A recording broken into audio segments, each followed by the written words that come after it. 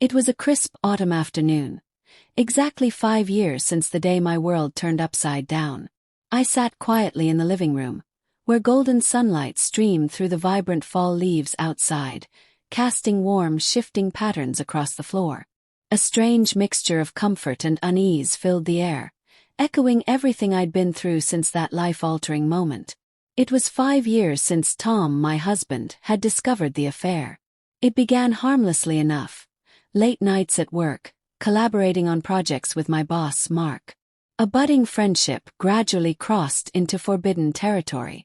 At the time, I was desperate for attention, for affirmation, things I believed had faded from my marriage. But when Tom walked in and saw us together, the weight of my choices hit me like a crashing wave. The look on his face, shocked, shattered, burned into my memory like a scar I would carry forever. In the weeks that followed, our once warm home turned cold and combative. Tom's rage was fierce, his words laced with anguish that cut far deeper than I expected. He moved through the house like a shadow, silent, distant, devastated. The laughter of our children, Ella and Jake, then 10 and 8, vanished, replaced by a silence that pressed in on us all. I remember perching on the edge of our bed, crushed under the weight of guilt. I couldn't meet Tom's eyes, not when I knew I had broken the trust we had built over more than a decade. The love that once tethered us now felt like a memory slipping through my fingers. To cope, I threw myself into work, clinging to distraction. But returning each night to Tom's cold silence was unbearable. The kids, sensing something was deeply wrong, would ask with innocent eyes, "When will Daddy be happy again?" Each time my heart cracked a little more. All I could offer was a forced smile and a soft, "Soon, I hope." The months passed, and the reality of my choices set in. Our marriage unraveled. Tom filed for divorce, and suddenly, I wasn't just trying to salvage our relationship. I was fighting for a place in my children's lives. The court battles were long, bitter, and emotionally draining. Every hearing was a tug-of-war over custody, visitation, and what remained of our family. One hearing stays with me. We sat across from one another, flanked by lawyers. I saw the pain in Tom's eyes and the slight tremble in his hands as he signed the papers. I wanted to reach across the chasm between us, to say how deeply sorry I was, but the distance felt insurmountable. Eventually, I turned to therapy. I needed to understand myself, to figure out how I had ended up here. Dr. Lin, my therapist, was compassionate but unflinchingly honest. Each session stripped away a layer of defense until I was finally able to confront the fears and insecurities I'd buried for years. I began, slowly, to take responsibility for the pain I'd caused. Now, 5 years later, I sit in that same living room. The echoes of the past still linger, but they no longer define me. Life is different. I now live in a modest apartment near the kids' school and work as a freelance marketing consultant. My relationship with Tom has shifted from hostility to something fragile but functional.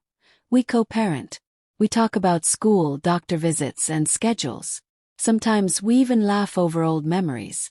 But the love we once shared feels like something from another lifetime. The hardest part has been healing the rift between me and the kids. Ella and Jake's trust was shattered. They were kind but guarded, their affection cautious, their smiles rare. They spent weekends with Tom, and when they returned, I could feel the emotional walls they had built around themselves. I knew it would take more than time. It would take effort and patience. So, I planned a weekend trip to an amusement park, hoping the thrill and laughter might rekindle something between us. To my surprise, they agreed to come. For the first time in months, I felt a spark of hope. The park buzzed with energy. Screams from roller coasters, music from game booths, the scent of popcorn and funnel cakes. Ella's eyes lit up as she pointed excitedly. "Can we go on that roller coaster?"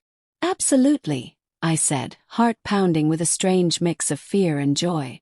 We spent the day racing from ride to ride, laughter echoing louder with each turn. As the sun dipped low, we sat on a bench, sharing cotton candy. Watching their faces glow with joy, I saw a glimpse of the family we once were. In that moment, a fragile peace settled over me. Some time later, I ran into Tom at a park near our neighborhood. He was there with the kids, their giggles filling the air. My chest tightened as he walked toward me with a hesitant smile. "Hey," he said, his voice even almost warm. "Hi," I replied, matching his tone. We stood together, watching our children play, and for a fleeting second, something familiar passed between us. We talked about school and soccer games, and then the conversation turned. "I've done a lot of thinking," Tom said, his voice quieter. "I can't carry all this anger anymore. It's not healthy for me or the kids." I nodded, heart heavy with gratitude. "I know I hurt you." "Sorry, Tom. I'm working every day to be better." We talked more about therapy, about his own healing. He spoke of how he'd found solace in his work and in being the best father he could. That conversation marked a turning point. In the months that followed, we began to rebuild. Not our marriage, but a new kind of foundation. Tom started inviting me to family outings. Said yes. We showed up for school plays, soccer games, birthdays. The kids began to smile more, laugh louder. Slowly we were learning to function again, as a unit. One evening, after a particularly joyful family dinner, Tom turned to me and said, "Want to watch a movie? Like old times." I hesitated, but then remembered how much the kids loved our old movie nights. "Let's do it," I said, heart fluttering. We curled up on the couch, popcorn in hand. Kids nestled between us. We laughed, relaxed. For the first time in years, it felt natural. Later, as I tucked the kids into bed, Ella looked up at me and asked, "Can we do that again tomorrow?" My throat tightened.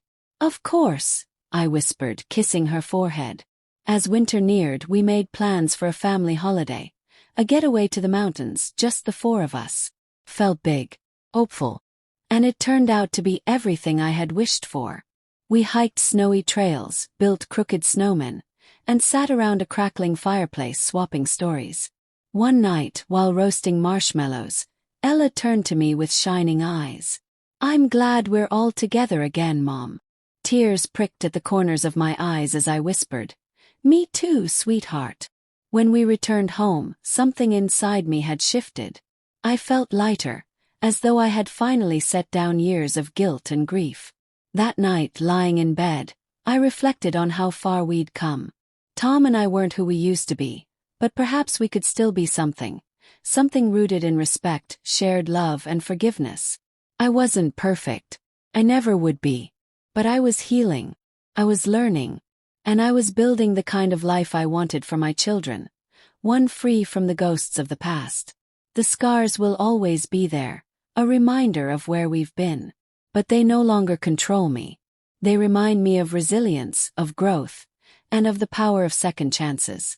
5 years after my greatest mistake, I finally stood at the edge of a new beginning.